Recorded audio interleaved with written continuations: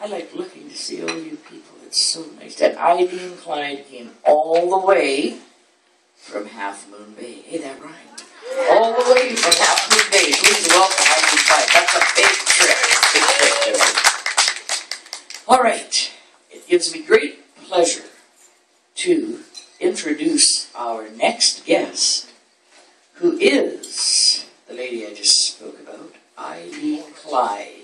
I'll just tell you a little bit about Eileen. She's currently finishing her BA in English and History at Simon Fraser University. She's been writing poetry since the age of 12.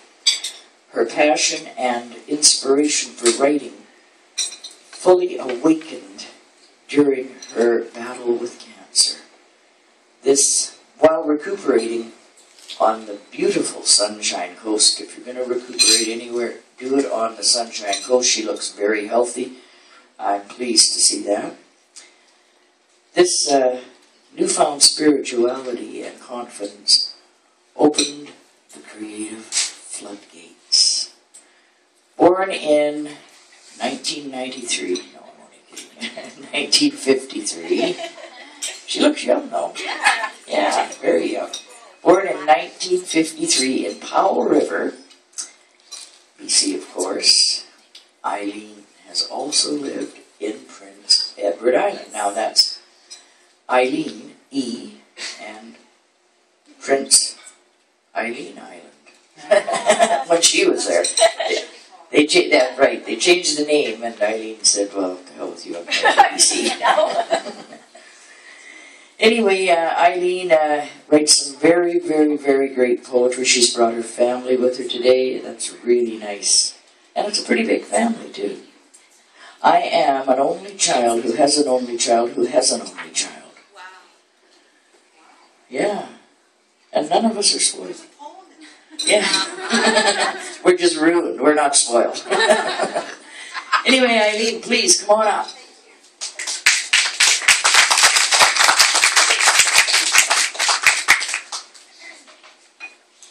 Good afternoon, everybody, and thank you so much for coming. I was just going to, I guess I'll just tell you one thing that I think is, oh, get you here. Okay. Is that better? Yeah. Because Ken's video. Oh, perfect. So one thing I'd like to mention is that my brother-in-law, Robin Atchison, was the one who actually got me started writing this by handing me a notebook when I was at the Cancer Lodge in Vancouver, and he passed it to me and he said, write in it. So I did, and here I am. So I'll start with actually the poem that actually began everything, which was if I can find it here. I just got here, so it's the first time I've seen this book, and it's really, really nice. I love it.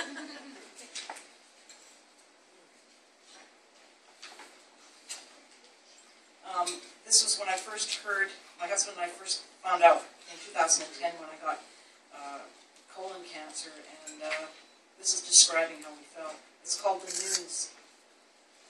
The words were cold and icy, foreign, filled with frost.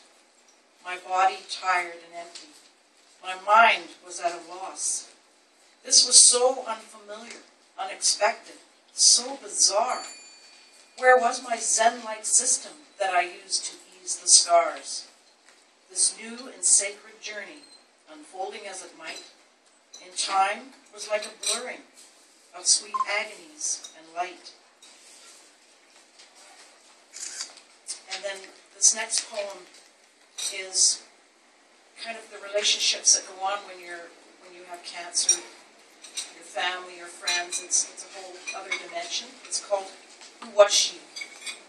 I bet you often wondered what was happening in her head. Was it full of fairies? Children's stories told at bed? It wasn't mathematics. That didn't stir her mind. You thought she was dramatic, but you were flying blind. Were there horrors in her childhood? Was she touched by love and loss? For her, sunsets were excluded and their secret meanings tossed. Her heart was sore and bleeding. For many years, I hear. Then she got the cancer, and suddenly things were clear. Time was softly disappearing like petals in the wind. Sunsets now were calling of plum, peach, tamarind. Life was simplifying right before her eyes, and with honest expiration, her soul was opened wide. So you thought you knew her, but how little you surmised the magnitude of sorrow that she left upon the tide. Thank you. And this one's called The Endless Beach. Where did I go? Was there ever any bliss? What happened to the rosebud? Nowhere, empty, no last kiss. When did the waves stop crashing in on this stoneless, soulless beach? Why was the moon devoid of color and the stars so out of reach?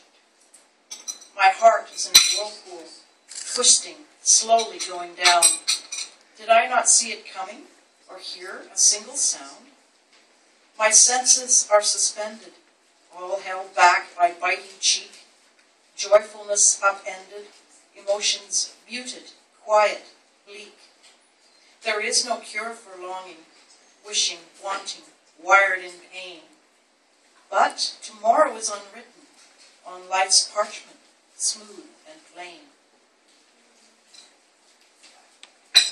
And then this is, thank you.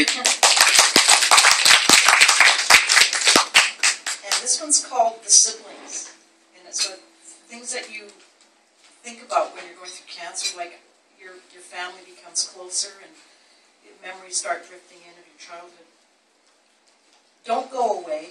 Stay from the light. Don't go where day is always night. You're needed here. Your wisdom, wit, your words so clear, eyes bright, starlit. Remember, names and games, forever rhymes, chalky sidewalks, knee-scraped climbs, secrets told on a rocky ledge where tall trees creaked over our heads. Remember spits and spats, cold shoulder chips, hats, more hats, and shoes that fit, riding bikes, blazing flash of sun, fresh-cut grass drifting in. Remember swings and tents, air mattress pumps, beaches, wood smoke, sand dune jumps, picnic tables, mosquitoes, ants, strange little beetles, and prickly plants. We just need one more spring, one summer, one fall, remembering.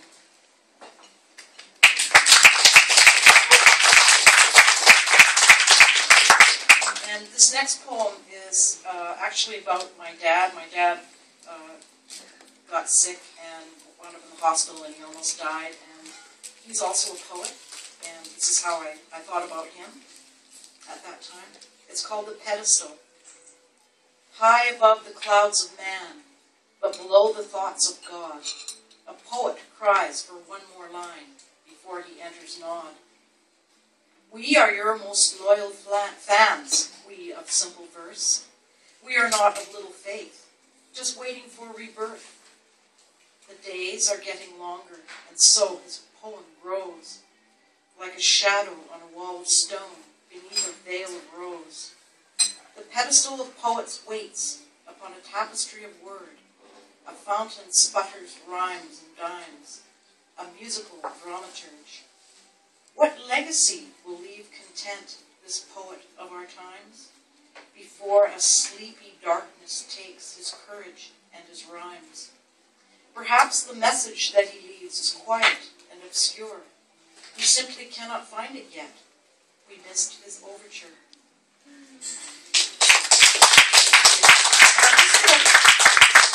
Sneak one poem in here for my daughter. She's, read my poem, the poem you wrote about me. So I promised her I did this. It's not very long, so I'll just sneak it in. It's called A Note to My Daughter.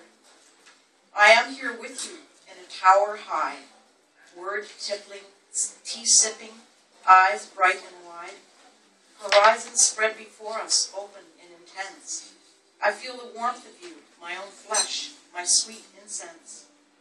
Tower windows offer sunbeams that adore, caress your face, but nature cannot equal your sweet, majestic grace. The elevator beckons for a walk along the beach, a water taxi journey with swirling hair a tie can't keep. We march along the seawall, breathing brisk and briny spray, then stopping at a cafe, a sunny table in the bay. You now see what I saw when I lived here long ago. Like me, you're beautiful and lively, so curiously aglow. So long ago it seems that all the nights were a platter of lights, the days rich and buttery bright. For me the days beckoned, and I followed without question. My life had built-in sections for sadness, weariness, and joy. I see in you sails not unfurled, seas wide and open, waves uncurled. I wish I could tell you that ships lose control. But the day has been delightful and your company insightful. Now it's time for City Central and continue life sublime.